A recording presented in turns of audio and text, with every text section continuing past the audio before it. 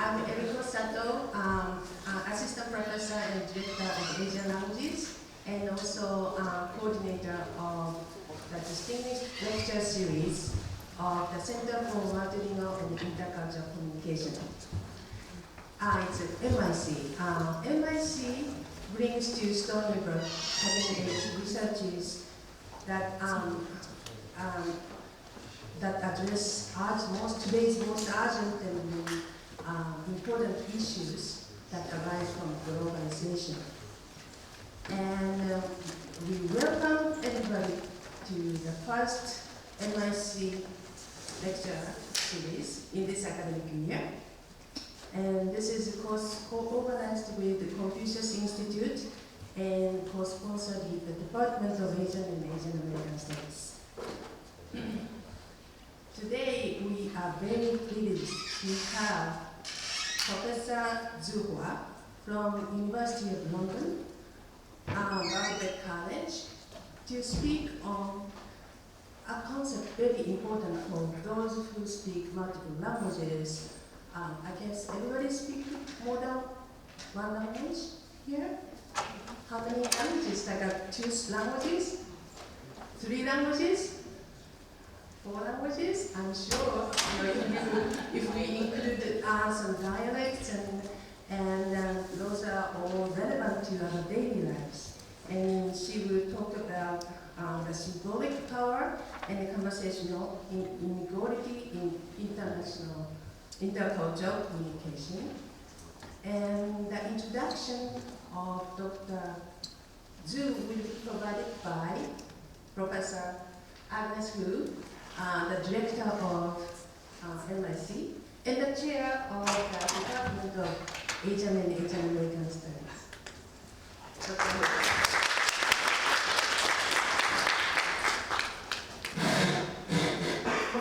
My apologies. Thank you, Eriko. We move forward. I see empty seats here. Please feel free to move forward. All right. It is my distinct honor to welcome and to introduce our colleague and good friend, Dr. Zhu Hua. Dr. Zhu Hua is Professor of Applied Linguistics and Communication, as well as Assistant Dean in the School of Social Sciences, History and Philosophy at Birkbeck College, University of London, UK. She received her PhD in Speech and Language Sciences from University of Newcastle, MA in Linguistics for TESOL, which was conferred by the British Council and the Beijing Normal University, and Bachelor of Science in Telecommunication and English from the Beijing University of Post and Telecommunication. That was a while back. Her research fields has a wide coverage, including bilingualism, multilingualism, intercultural communication, and more psychological cognitive perspectives of language learning, child language acquisition, as well as pragmatics. If you don't remember the things that I've just said to you, you should remember this. Dr. Zhu Hua is the first Chinese-born woman to become a full professor of linguistics in the UK. So for that reason alone, we're very honored to have her with us today. She has had a consistent and exceptional record of getting external research funding for the work that she does. So she has been involved in research projects funded in the amount since 2000. The projects have been funded in the amount of over 2 million British pounds. I did a little conversion, that is a little over 2.5 million in terms of US dollars. So through her work, she has pushed boundaries of linguistic and cultural theory and focusing on the notion of interculturality. Interculturality is a very abstract noun. Essentially, it is both a concept and a theory that pertains to intercultural communication, but also more importantly, as we will hear from her talk, it is a mode of practice in the globalizing communities, as well as a ways of speaking and a way of being. So that's the kind of work that she does, and her work has been published extensively. Under her name, there are 9 monographs, 4 special issues of journals, and over 90, 90, you did not get me wrong, 90 refereed journal articles and book chapters. Sarah and I were just thinking, how on earth does she have all the time to do all this writing? She also serves the profession by being on the editorial team of a wide range of leading journals. And now she's also the review editor for Applied Linguistics, which is a journal that ranks very highly among all linguistics journals in the world. I think it ranked 3 out of 181 journals. So this is a very prestigious journal for which she serves as a book review editor. And as we have heard, she's also an academic leader, having served as chair of the department as well as assistant dean. So please join me in welcoming Dr. Zhu Hua.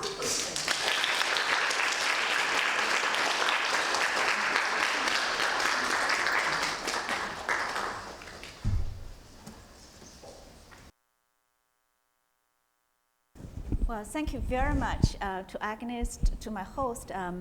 It's a real pleasure to be here today with you to talk about that topic I have been working on in the last few years. And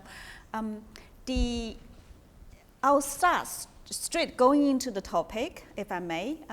There has been lots of mention and awareness of intercultural communication in the public discourse. As you see on the slide, it's the by Liu Yang, who's a well-known designer. She has spent some time in Germany and also lived in China. And that's her, through her eyes, the pictures representing the difference between the so-called East and West. As you probably can tell, these are representation of differences in various parts of life. For example, the first one is the position status of a child in the family. And any guesses on the last one, to my left? Any guesses what the picture is about? Which aspect of everyday life that's actually different but portrayed in the pictures?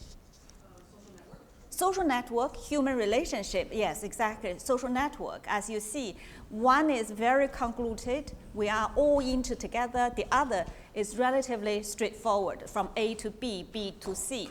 Okay, so these actually kind of a discourse that's actually circulating in the public domain. But there has been, for me as a researcher and also through many the works of my colleagues, there has been a romanticized notion of intercultural communication. And there seemed to be some sort of understanding from this kind of work that suggests problems in intercultural interactions from different people from different cultural backgrounds, they are just misunderstandings and can be made good if people make effort. However, my argument, and through my own work and other colleagues' work, we want to argue it's more complicated than that. And there are things that I rarely talk about in intercultural communication, and I will tell you a bit more about 3 things which I thought actually should be talked about but rarely talked about in ICC. For example, penalty for intercultural difference. In my work, looking at presentation of self, how you talk about yourself when you actually apply for a job or for a scholarship, for a place in the university, how you're going about it. So these actually compare with the students originally from China and also students from Britain, British culture, when they actually apply for a scholarship. And I found overwhelmingly the students from China, they tend to use phrases such as, I'm a graduate in English with excellent academic record. I'm enthusiastic about linguistics. These statements might well be true. The applicant may have wonderful academic record, but comparing with application letters from British students, they don't really provide reference point. They come across as something very subjective without any reference point. And comparing with Chinese students, British students tend to say, I got distinction, for example, that sort of benchmark for how good you are in the academic, and also they provide reference point. My enthusiastic, something, we are passionate about something, but British students not necessarily mention this word enthusiastic, which may come across something like, I'm keen on something without any particular good reason. But so these things make me think about, sometimes it's a linguistic issue, sometimes there are cultural issues, and how do we know when there is a blurred line between linguistic and cultural issues? And when you put down sentences like that, you don't get scholarship, you don't get the place, and you don't get the job you want. So there is a penalty for being interculturally different. The second area is burden of adaptation and accommodation. So this question is, when we are actually having the intercultural interactions, who's expected to adapt to whom? On the slide, there is a picture that was actually taken in the media village during the 2012 London Olympics. Media village is where all the journalists from different places, they come and stay together, and it's accommodation for them. And this picture was taken in Chinese and circulated in the social media during the Olympics, which says the Chinese journalist, if you actually want to take picture of the center, please ask permission before you take pictures. And this is the notice only available in Chinese. There's no notice available in English or any other languages apart from Chinese. So this was picked up very quickly by the social media, and there are people who really not happy with it. And they raise all the questions about linguistic discrimination in the media center, which is supposed to open to all these, the journalist inquiry.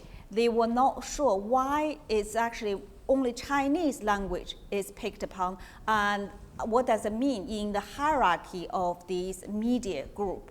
And then as soon as the picture was circulating in the social media, the media village actually apologized for this, and they took this down very soon afterwards.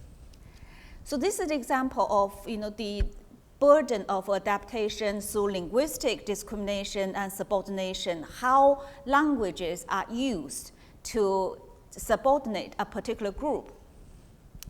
The third area, which I believe very rarely talk about in intercultural communication research, is the perpetuated intercultural communication is very much perpetuated by political struggle divide. So with the widely circulating information, media misrepresentation, and sometimes misinformation right now in the media, there are lots of information, and then we cannot continue to see ICC simply as something intercultural communication or something like intercultural contact, or something as a result of misunderstanding.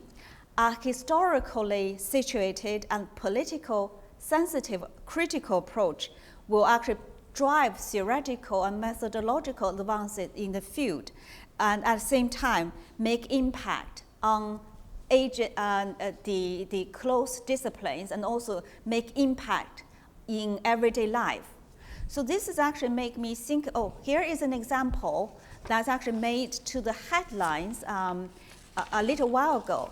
So this is about Swedish ambassador when they actually are newly appointed, and he went to see Iranian president.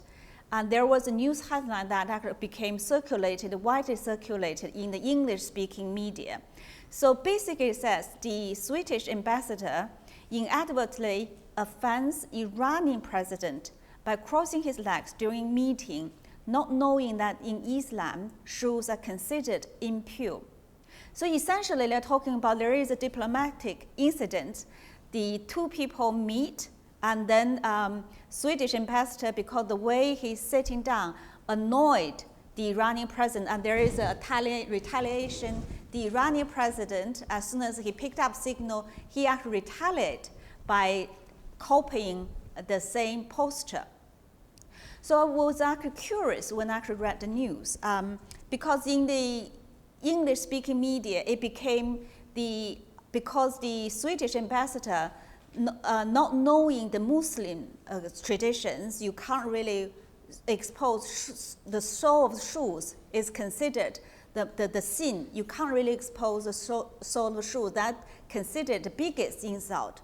But then I'm curious. I went to ask my students who are actually coming from that culture, and they're also curious as well, because coming from that culture, they think it's actually quite common practice, sitting crossing-legged. But why it actually became the headlines? So I began to look around in the original newspaper and then see how this incident was reported in the local language, in the local newspaper. So it turned out there isn't such sort of intercultural misunderstanding. What it is the diplomatic etiquette problem. So it's actually quite common, as the local newspaper point out. It's because the Swedish ambassador broke the diplomatic etiquette, sitting down too relaxed, and that's actually annoyed the Iranian president, rather than thinking about this as intercultural and disrespect for a particular culture or traditions. So these things make me think very hard about how something could be interpreted as a professional problem.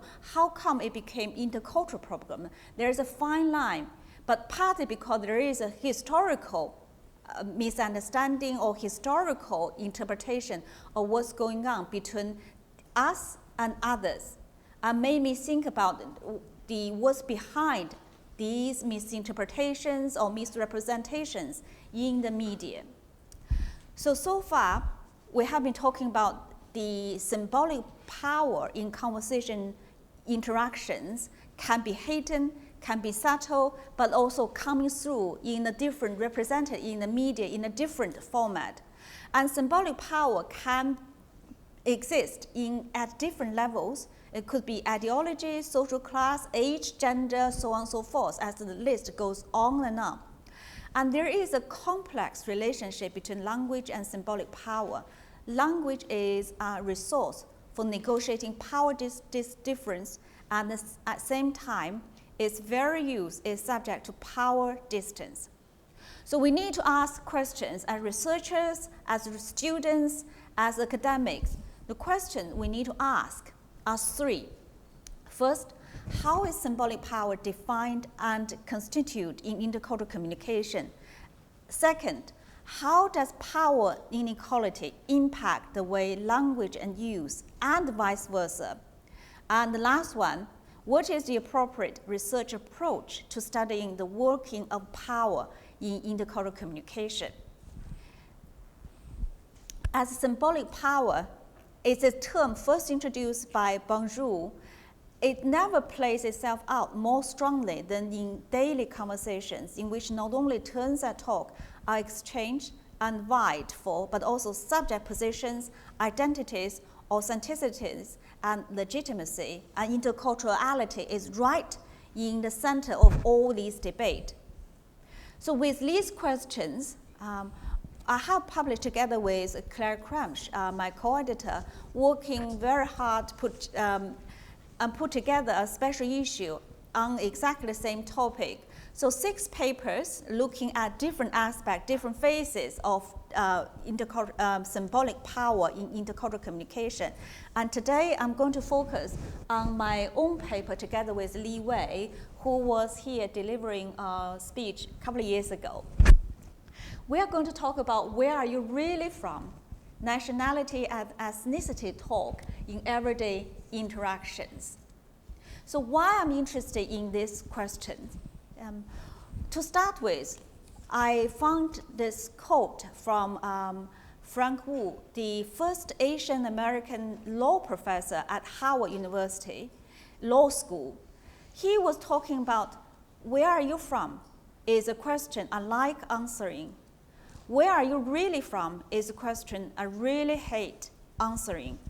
We are figuratively and even literally returned to Asia and ejected from America. So this is kind of talk. Frank was talking about how alienated he felt when people asking the questions, such as, where are you really from? These are discourse on nationality ethnicity talk, as we defined it, is the topic I want to look into through my through the next few minutes when and that's actually reported in the paper. So what is nationality ethnicity talk?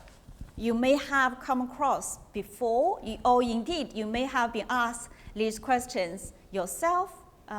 So the nationality ethnicity talk are discourse that invokes or orients to one's ethnicity or nationality either explicitly or implicitly. So questions are like, where are your people coming from? When are you going back? What is like back home? Your English is so good. What's your real name? So these are questions are nationality and ethnicity talk that refers to your originalities, your ethnicity or nationalities, either explicitly or implicitly. So we're going to see how nationality and ethnicity, I call it a net, in action through a video I found in YouTube.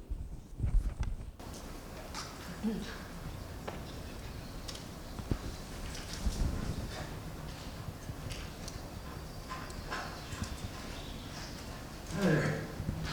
Hi. Nice day, huh? Yeah, finally, right? Where are you from?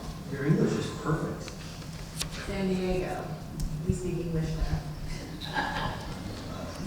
Where are you from? Well, I was born in Orange County, but I never actually lived there. I mean before that. Before I was born. Yeah, well, where are your people from? Well, my great-grandma was from Seoul. Korean. I knew it. I was she's either Japanese or Korean, but I was leaning more towards Korean. Amazing. Hamchahun. There's a really good teriyaki barbecue place near my apartment. I actually really like kimchi. Cool. What about you? Where are you from? San Francisco. But where are you from? Oh.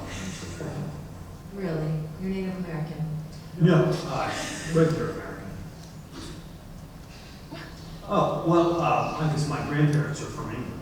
Oh, well.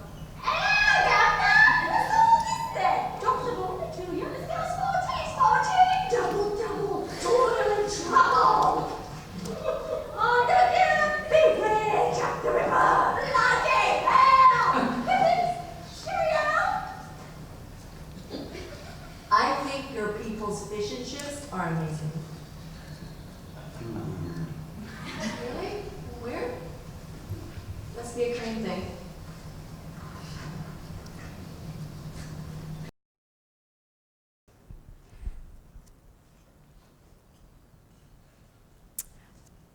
So how do you think of the men's behaviors in the video? Sorry.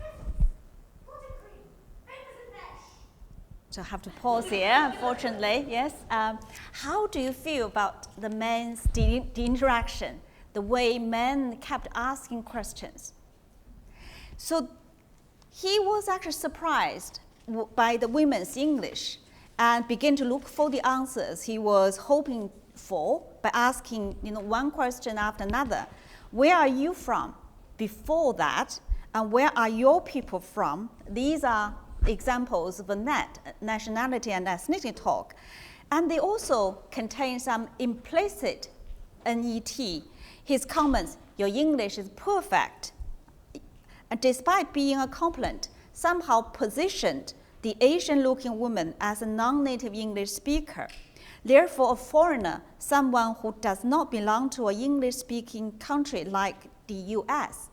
So here, the NET talk also accompanied by his further stance making through his speech adjustment and rendition of patronizing foreigner talk. I don't know whether you have actually noticed the foreigner talk when the men begin to slow down, emphasizing every single syllable. The deception is, if I'm speaking slowly, you will understand English. So these are examples of NET in actions. So why does these NET matter? Why do we want to talk about these? I mean, we come across these nationality and ethnicity talk all the time. It can be useful as, we call it, autobiographical talk. When you're talking about where are you from, which places you have lived or traveled, work, and these are actually useful topics to establish a common ground. We call it small talk. But what makes difference is actually when someone is insistently asking, looking for a certain answer, because everyday interaction can create and also maintain differences between races and ethnicities. And there is a reflexive relationship between discourse and social relations. For example, accent hallucinations. These are examples, somebody reporting to hear Asian accent. In fact, when they actually see Asian-looking people, when in fact there isn't Asian accent. And there's also a phenomenon called by linguistic mockery, when languages, similar to the example on that pictures in the media village, when a particular language is singled out for subordination or trivialization. And also equally important, there is also folk theory of race. This is something we all have. If you like it, psychologists call it schema or schemata. These are little theories we all have.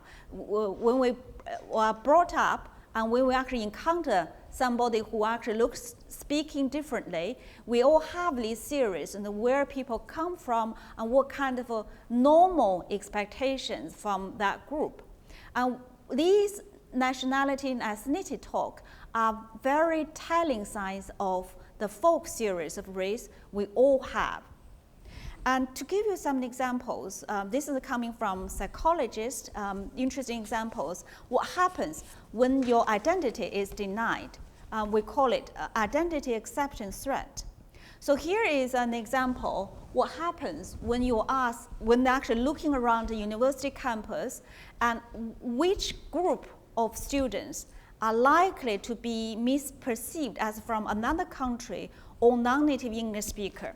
The largest group is Asian American, compared with white American, African American, or Hispanic American.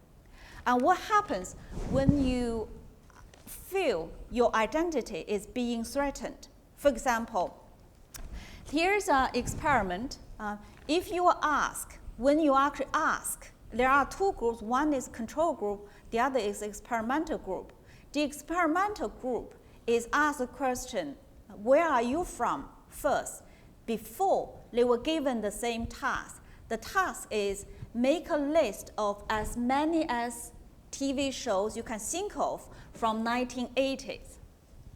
And what happens is when the experimental group will ask that question, when they felt their identities are being challenged, they work harder to actually come up with a longer list of TV shows they can think of. So these are actually a natural response when you feel your identity is under being denied. So we also have, this is actually very much related to the identity. We have, right now with globalization and mobility, the identity have become unprecedentedly complex. And when we're talking about hybridity, for example, we don't really talking about the different multiple identities exist in harmonious fashion. They don't really exist in parallel. In fact, hybridity means different bits of identity are mingled and mixed, and then new identity come from out of in contact hybridities. And identification is closely linked to political struggle and inequality, and also from applied linguistic research, race matters in language learning. So what people really think of a nationality and ethnicity talk. So here we actually looking to carry out virtue ethnography, looking at how people respond to a post, a comment column in the Guardian. In the Guardian, there is a column called Comment for Free, where people, somebody post a longer comment, and then the reader can make comment on the longer post. So this is by a journalist called Arina Sharin.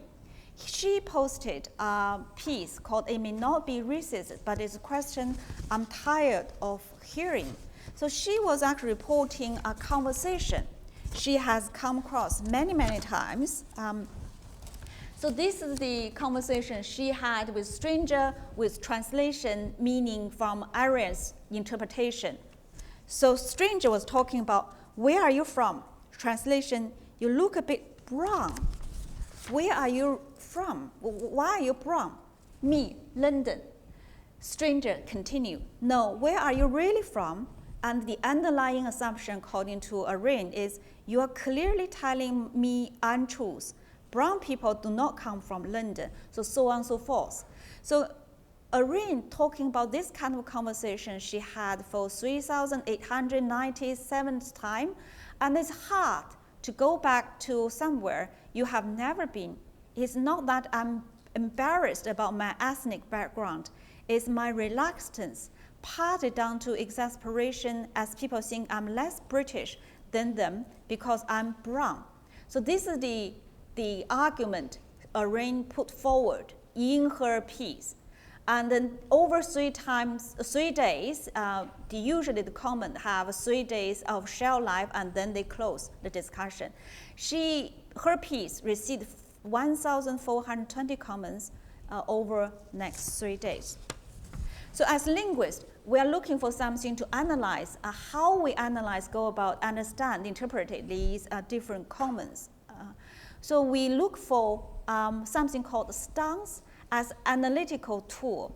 Stance is a public act. When you say something as a social actor, you achieve this dialogically through over communicative means of simultaneously evaluating objectives, positioning subjects, yourself and others, and aligning with other subjects with respect to any salient dimension of the social cultural field.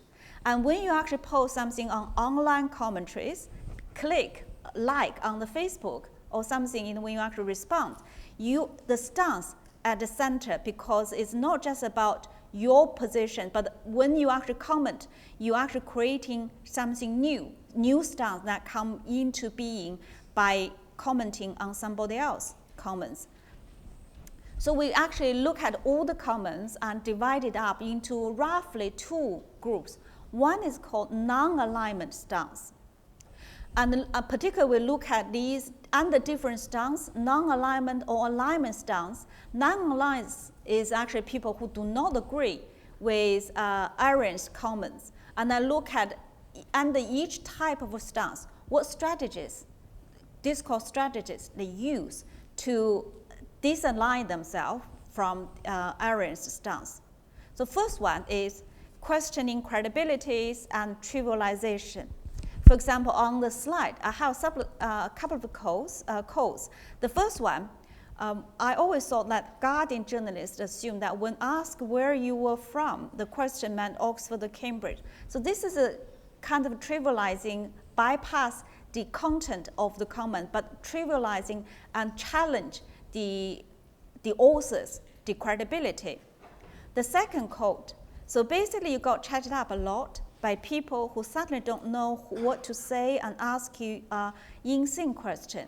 And this quote is actually interesting because it represents a large number of, this is actually in fact second highest recommendation rating. You can recommend in the comment column, because in the conversation, in the piece, Irene never mentioned this is actually the conversation between men and women, but then these comments gendered the question and became a chatting up line, became a in fact, gender, bring in gender issue in this. In fact, Irene was talking about something different.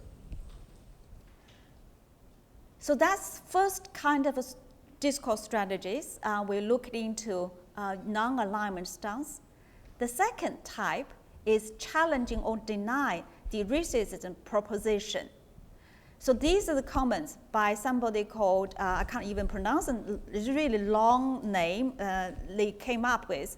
So he was talking about, I don't buy this, people are interested, simple as. So essentially this is actually deny there isn't racism because when people ask you something, the intention isn't really create racism, but something else.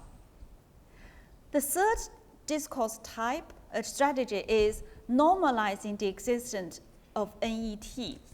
Interestingly, very few of the commentators taking on a non-alignment stance refuted the existence of this kind of discourse. In fact, they argue it happens to them for a good reason. For example, people are curious, interested, small talk, and it's normal conversation practice. So that's why I put down normalizing the existence of NET as a third strategy as people go about when they actually disalign themselves with Irene's stance.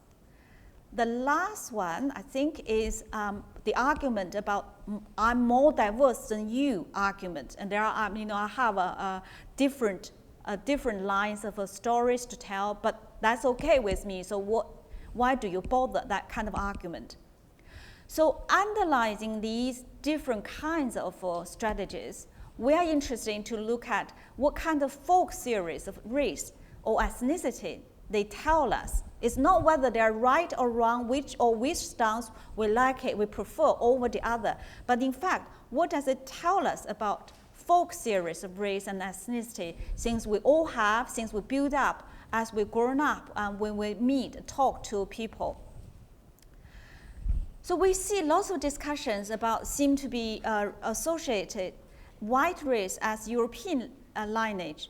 The majority of white people in Britain are of European ancestry, and English is actually having diverse origin. Nobody is completely English, for example. Plenty of people born in Britain who aren't white. So there is actually acceptance, English equivalent diverse origin. So what is English is being challenged. And then some people put down race as pigmentation, the skin color, for example. And then, but there are certain sense of race represents superiority and came through as patronizing. We forgive foreigners a lot of things because they are foreigners. These kind of comments contain certain kind of patronage and superiority. So compare, this is actually the folk theories of race that actually came out of non-alignment stance. What happens to alignment stance, people who actually agree with Aryans and who sympathize and share some of the experience. So under alignment stance, the first type of discourse strategy is providing more mocking version of nationality and ethnicity talk. So we have more interesting story variations of a conversation story. Stranger, so what's your name? Yin. Yeah, but what's your real name? It's really Yin. No, but on your birth certificate. So these are questions about somebody's entitlement to British name or English name, I should say, Yin, for example, because they look different from the supposedly the British English people they think are entitled to this kind of English name.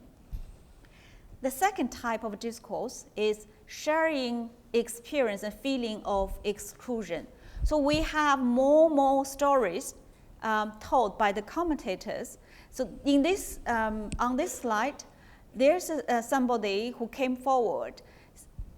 They are talking about half white, half Chinese, and born in England, speaking English as my mother tongue, and sound rather very home counties. I'm not fully white, so even if they have very good top grades in A-level English literature, A-level is university entrance exam in UK, and very much sort of regard AEA is regarded the very highest level you can achieve for the university entrance exam. And even so, they were constantly having this problem being asked the NET question. So here we see two folk series, one for the stranger, race and equivalent to native English speaker, who own English and who belongs here. And also from the commentators, the reader who posted the comments, for them, race actually can be developed, or belonging, sense of belongings, can be nurtured through education and the achievements through these, education. And there are other folk series that came through in the alignment stance. And again, we see some references to race versus skin color. Yes, I love this article. People are talking about there are sort of circulating folk series, particularly looking at race and skin colors. Looking at here, we have example, I am Chinese because of the way I look, and furthermore, expect to know the language and follow all the Chinese traditions, cultural traditions. Is it because I look Chinese, does it mean I'm Chinese? People ask these questions. So how about those people who have actually went and lived in China for a little bit? They also posted some interesting comments in this column. So here are examples. The first one by Xiao Mugou. They are talking about their experience of being Lao Wai. Lao Wai is foreigner, is a kind of a code name by among the Chinese speakers referring to foreigner Lao, and it's kind of having humorous tone, Lao, old, Wai, foreigner, old foreigner, have that kind of a hilarious, humorous, certainly have a humorous undertone. And they were talking about being called Lao Wai, and then how he later on the table are referring to somebody else as Lao Zhong, which sort of means Chinese person. So another commentator talking about their experience of feeling like a flamingo in a high street, walking on the main street in China. What it's like, if you look foreigner, you kind of feel like flamingo in the high street. That's the experience. Although they found this kind of experience endearing, but they also find it's kind of tedious and tiring because it actually continuously point out they don't really belong here. So what does these alignment or non-alignment, particularly the folk theory, tell us? A few points I want to make. For example, the first one, race is not something that people have or are, but rather a set of actions that people do. From these comments, we clearly see these evidence how people construct race, and particularly how race can be brought in and brought about through these discourse and NET. And language is one of the actions where people use to do race and create different categories. And through the NET, nationality and ethnicity talk, we see symbolic power in play, and there are people using these NET to contesting each other's entitlement, authenticity, and legitimacy. We also see these kind of small talk is prevalent. You may have come across before, I certainly have come across before, and they are sort of widely circulating in everyday life. But they are fine with some, but regarded as active exclusion and marginalizations for others.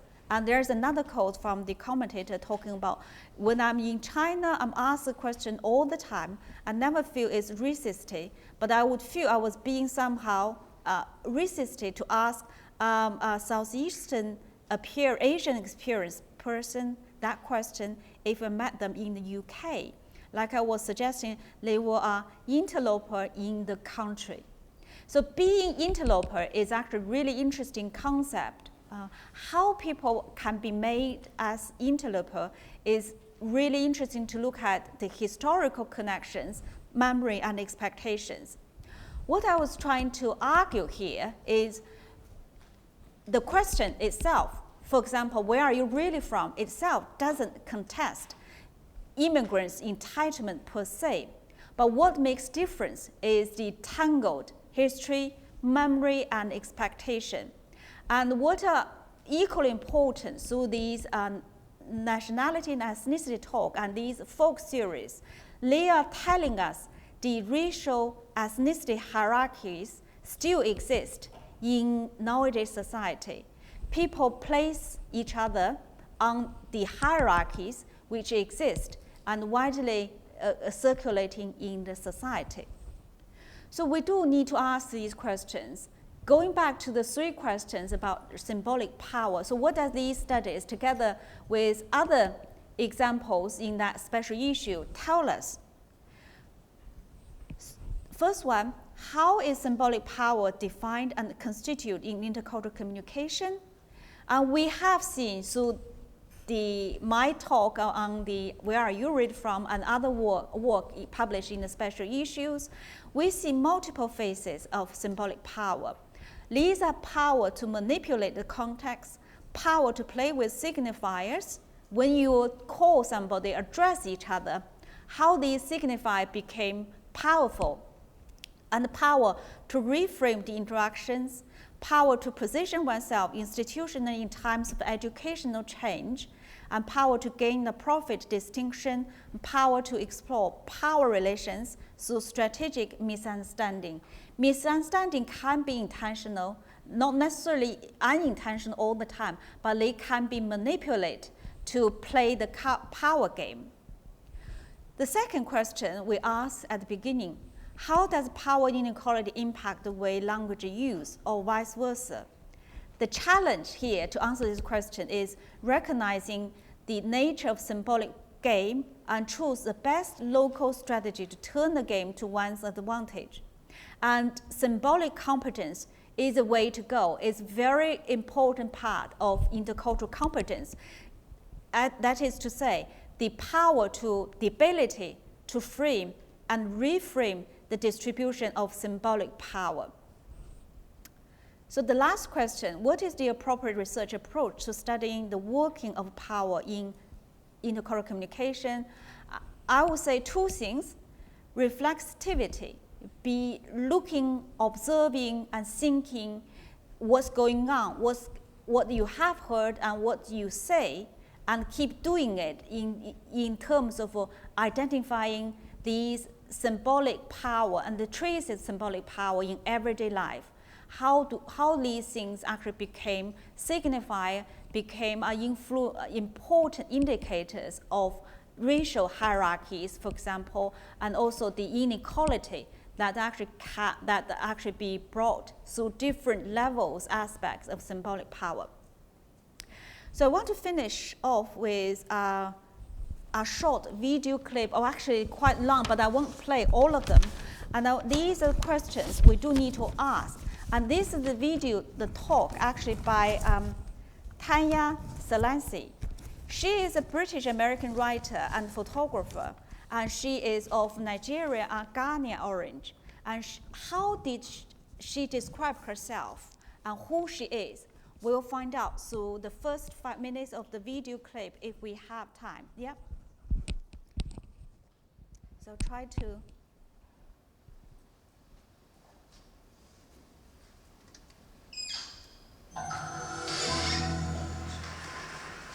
Last year, I went on my first book tour. In 13 months, I flew to 14 countries and gave some 100 talks. Every talk in every country began with an introduction. And every introduction began, alas, with a lie. Haile Selassie comes from Ghana and Nigeria, or Haile Selassie comes from England and the States. Whenever I heard this opening sentence, no matter the country that concluded it, England, America, Ghana, Nigeria, I thought, but that's not true. Yes, I was born in England and grew up in the United States, My mom, born in England and raised in Nigeria, currently lives in Ghana. My father was born in Gold Coast, a British colony, raised in Ghana, and has lived for over 30 years in the Kingdom of Saudi Arabia. For this reason, my introducers also called me multinational. But Nike is multinational, I thought. I'm a human being. Then, one fine day, mid-tour, I went to Louisiana, a museum in Denmark where I shared the stage with the writer Colin McCann. We were discussing the role of locality in writing when suddenly it hit me. I'm not multinational. I'm not a national at all. How could I come from a nation?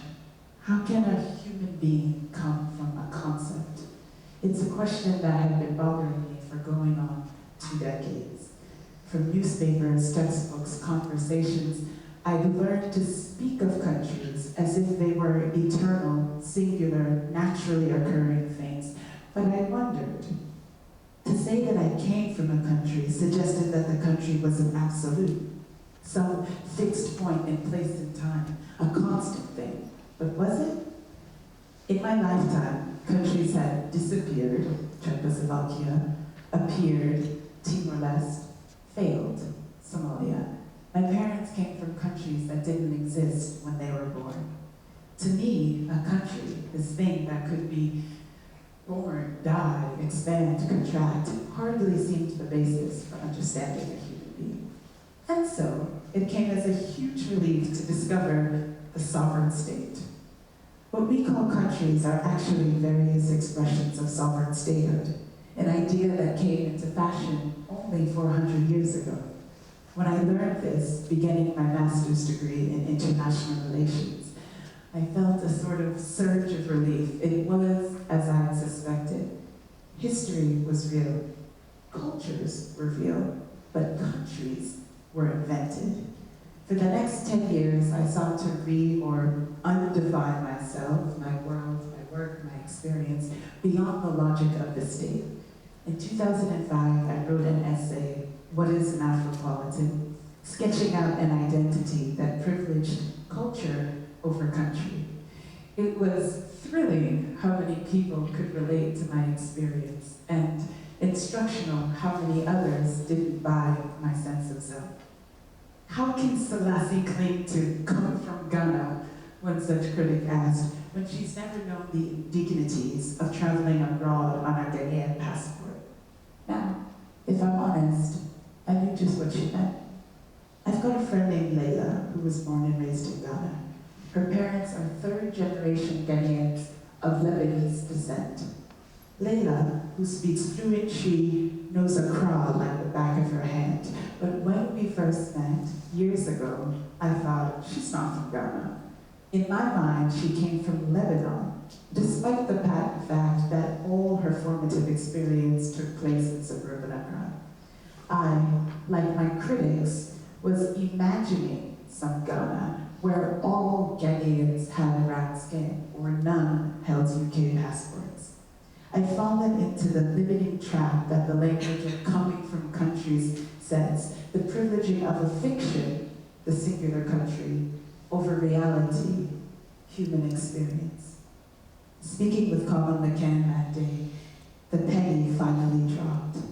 All experience is local, he said. All identity is experience, I thought. I'm not a national, I proclaimed on stage. I'm a local. I'm multi-local. See, Haile Selassie comes from the United States isn't the truth. I have no relationship with the United States, all 50 of them. Not really. My relationship is with Brookline, the town where I grew up. With New York City, where I started work, with Lawrenceville, where I spent Thanksgiving. What makes America home for me is not my passport or accent, but these very particular experiences and the places they occur. Despite my pride in Ewe culture, the Black Stars, and my love of Ghanaian food, I've never had a relationship with the Republic of Ghana writ large. My relationship is with Accra, where my mother lives, where I go each year. or the little garden in Junguru where my father and I talked for hours.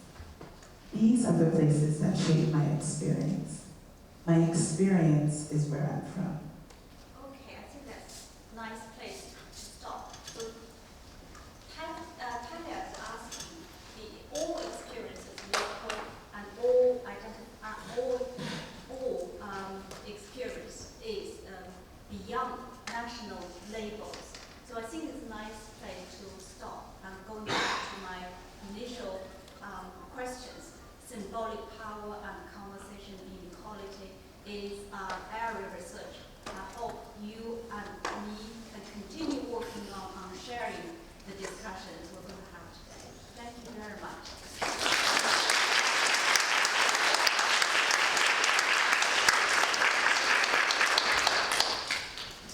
Thank you very much.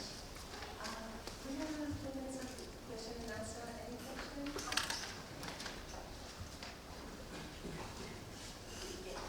So I promised that I'll ask the first question, so I'm doing it right now. So I'm very interested in this kind of question about identity, self-representation. But I'm also curious in terms of, because when we talk about identity and self-representation, we're talking about an embodied experience. Right? What about experience that we don't embody? For example, 3 semesters ago, I taught a class on world literature, and I was talking specifically about the history of slavery in relation to Frederick Douglass' text, Narrative of the Slave. I realized that it made a couple of students uncomfortable, and they left the classroom. So I began wondering what was the source of the problem? Is it because I'm not an American, I'm a green card holder, and I'm talking about a history that does not belong to me, to some of the students? Is that part of the problem? So this presents a different layer of complexity, an experience that I don't embody, but I was talking about it. I'm trying to represent that. Do I have the right to do it, or is that problematic? I do think that I have the right to do it, but why doesn't it make other people uncomfortable? Thank you very much. That's a very good question. It's really about positioning and the relationship between the researcher as a scholar and the scholar and the topic we are passionate and we are keen to develop and look into. And I think that we do need reflexivity into this. And I don't feel comfortable talking about some stuff we talk about today. But I think with certain amount of reflexivity, we can create space to look into sharing different perspectives. And I think I always think about as ethnography, I know many people here actually do ethnography kind of work. And I think ethnography, we do need team ethnography, sharing different perspectives and having space to talk about these things, because people do see different things from different angles and also depending on the researchers, scholars' experience and how they actually embody these topics under discussion. So I hope I answered your question to some extent. Thank you. I just want to ask about another level of complexity pertaining to gender. For many women and men who experiences of identity tend to differ a bit more, say through certain trends such as infantilization and other subjects. Sorry, can you repeat your question? Sorry.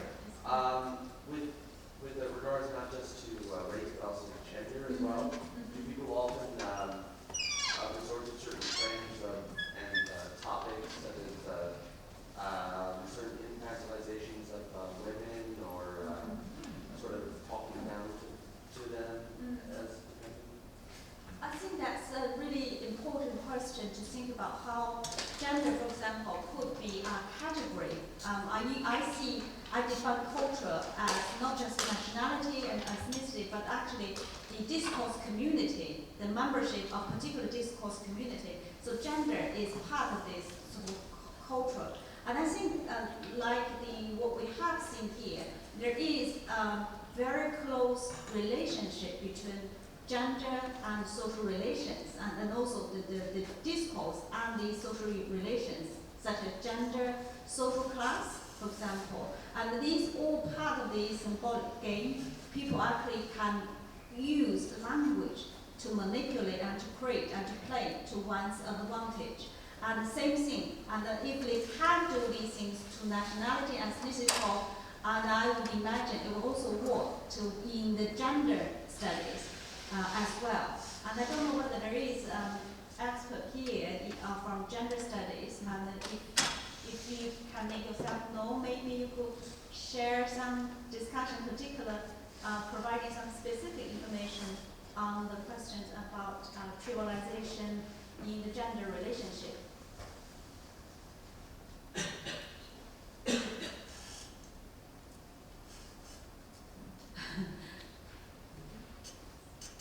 Okay, yeah.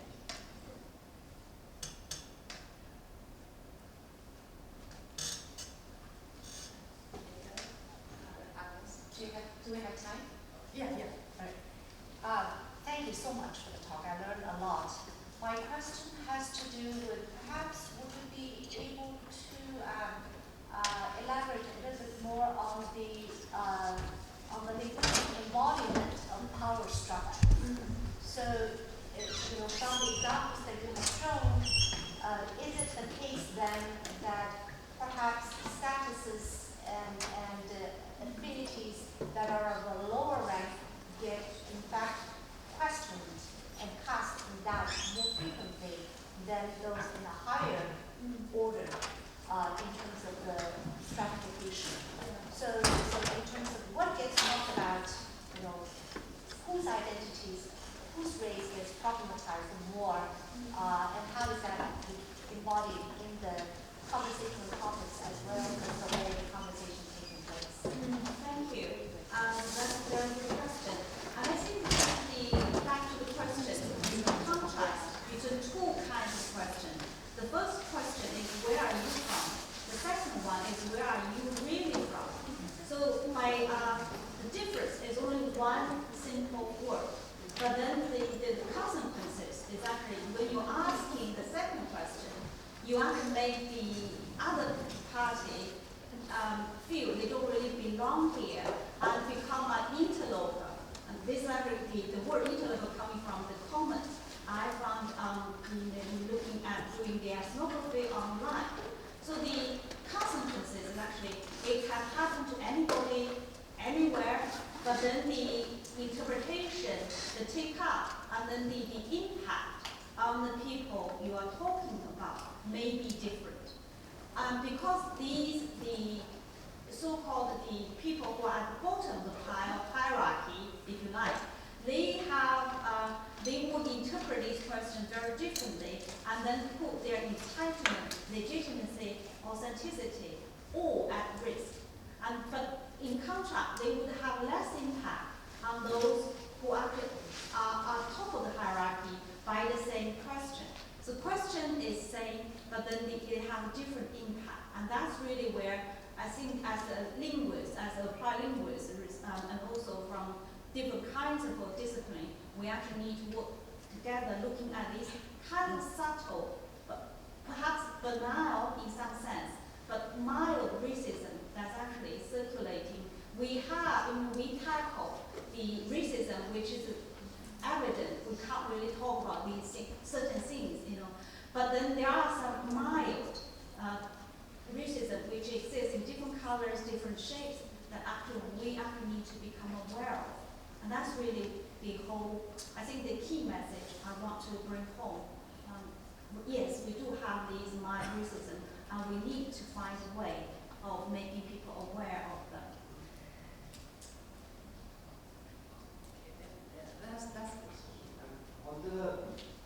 On that point about racism, is like what you presented, there was a quote from someone that said, I believe just judging by the way it was in China, he's not of Chinese descent. He was asked for similar questions as if being pointed out as a foreigner, questions like that. And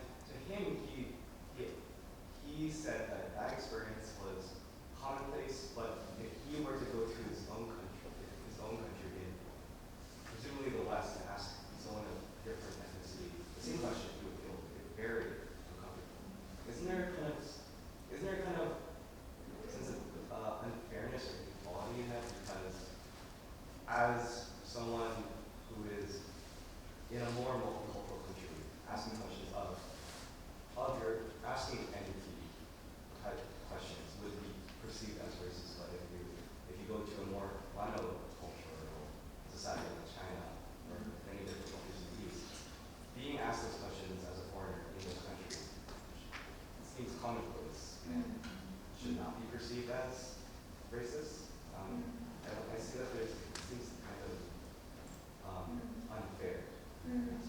Yeah, I take your point, and there is actually a subjective aspect, emotional response to the whether it's equality or not, or whether it's a racism, and certainly there is a subjective aspect, and that's why actually I have made a point. It's okay to ask these questions, but it's not okay if you persistently and consistently asking where people are really from, where do they really belong to. And that's the issue we're tackling it.